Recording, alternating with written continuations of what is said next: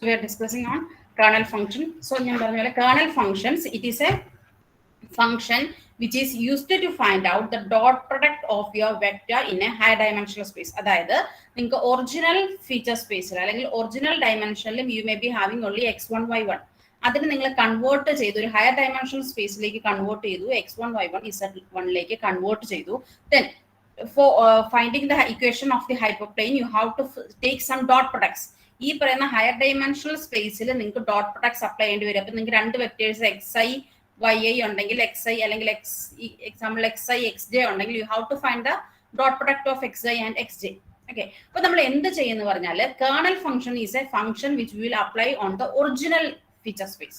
Okay, അതായത് നമ്മൾ ഇപ്പൊ 3D ആക്കിയില്ല, അതിന് 2D തന്നെ അപ്ലൈ ചെയ്യുന്ന ഒരു ഫംഗ്ഷൻ ആയിരിക്കും കേർണൽ ഫംഗ്ഷൻ.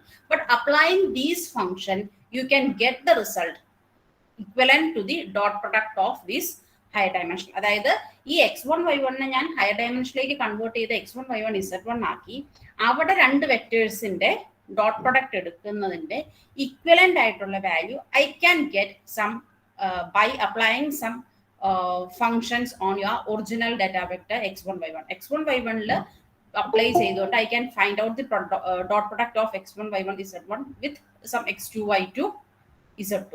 So ഈ രണ്ട് വെക്ടേഴ്സിന്റെ ഡോട്ട് പ്രൊഡക്റ്റ് കിട്ടാനായിട്ട് I need to know only two vectors x1 y1 ഉം x2 y2 ഉണ്ടെങ്കിൽ I can get the dot product equivalent to the dot product of these two vectors.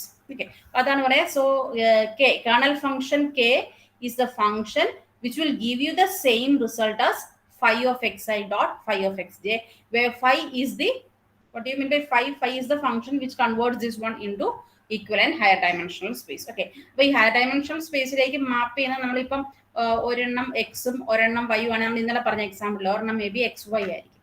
Okay, അതായത് ഈ എക്സിന്റെയും വൈയുടെയും പല operations ആയിരിക്കും ഇനി ഈ ഓരോ ഡയമെൻഷനായിട്ട് കൂടി വരാൻ പോകും. ഓക്കെ, അതുകൊണ്ട് തന്നെ if you know the values of X and Y you can get the dot product corresponding to the product of that vector in the higher dimensional space by applying some kernel function. Okay, and you can get the optimal separating hyperplane equation as w into pi of x minus b equal to 0. So ഇതായിരിക്കും ഇനി hyperplane equation വരിക, where phi of x is your what higher dimensional space ലുള്ള data. അപ്പോൾ അതിന് examples of this kernel functions, different types of kernel functions available ആണ്. And these are some of the commonly used kernel functions. ഇത് polynomial kernel, അതിന്റെ equation ആണ് ഈ തന്നെ.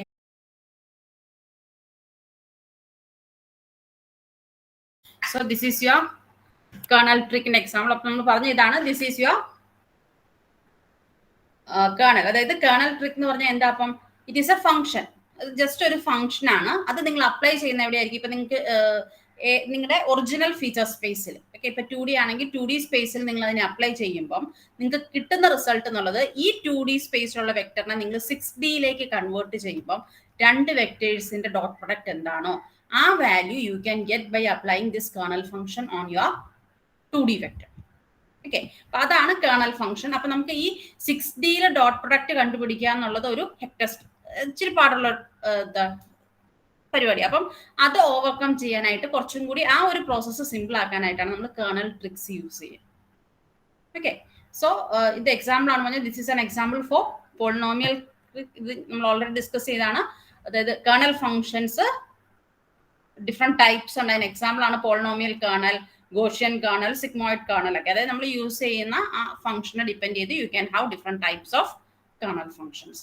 Okay, so this is an example for a polynomial kernel. So polynomial kernel degree 2 ആയിട്ടുള്ള ഒരു polynomial kernel ആണ് നമ്മൾ എടുത്തേക്കുന്നത് 1 plus xi xj all square. Okay, so ഇത് പ്രൂവ് ചെയ്യാനായിട്ട് what we are doing, നമ്മൾ ഈ k xi xj 1 plus xi xj all square ആണെന്നറിയാം. So we are going for the expansion a plus b all square. A plus b all square എന്നുമ്പോൾ a square plus b square plus 2ab plus ആ ഒരു ഫോമിൽ നമ്മൾ അതിനെ expand ചെയ്യും. Okay, so ഇത് xi dot xj all square ആണ് കേട്ടോ. So അതുകൊണ്ടാണ് ഇത്രയും ടേംസ് വന്നത്.